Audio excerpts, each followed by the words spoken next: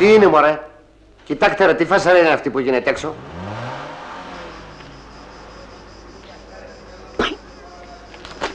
Τι έγινε, ρε Αναστάση? Τι έγινε, Αναστάση? Κάτι δεν πάει καλά. Τον αγαπάς πολύ τον ερήφη.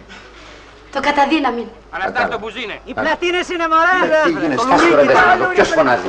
Τράπα της βενζίνας είναι μωρέ. Σιγά ρε προφεσόρια, σιγά ρε προφεσόρια, τα είδα όλα. Μη φωνάζετε και πάρει χαμπάρι το αφεντικό. Ωχ, ήρθε.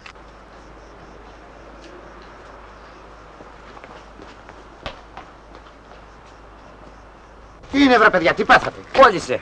Πώς κόλλησε δηλαδή? Με ψαρόκολα. Ούτε με τρισάγια δεν παίρνει μπροστά. Και ήτανε μια χαρά. Πλατίνες, κοίταξες? Τα κοίταξα όλα αφεντικό και όχι τίποτε άλλο. Θα χάσω την κούρσα για την Κόρινθο. Μπορεί να πάει άλλος. Σαλτά διαμαντία εσύ. Όχι αφεντικό, μην μου το κάνεις αυτό. Όχι, σε παρακαλώ, να του ρίξω μια ματιά ακόμη. Βιάζονται οι άνθρωποι. Με τον Μπαρδόν. Βάζετε μπρος περικαλό. Μίλησε κανείς ρε παιδιά. Βάλετε μπρος και θα σας εξηγήσω με μετά. Βάλε βρε, τι ρωτάς? Έχει χάρη.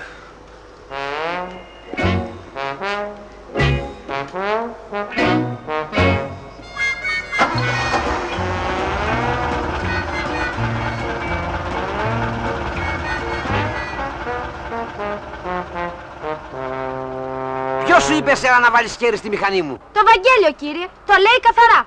Βοηθάτε υπαλλήλους. Οχ, Δεν ξέρω αν το πρόσεξες. Πάρτινε και αυτή για φυλαχτό. τι είναι αυτό? Α, τίποτα. Χθες που περπάτηγε στη Σοφία Λόρεν, μια θρύξ από τη μαλούρα της βούλωσε το σωληνάκι της μπενζίνας σου. Με τις υγείες σας, μίστερ Φόρτε μου.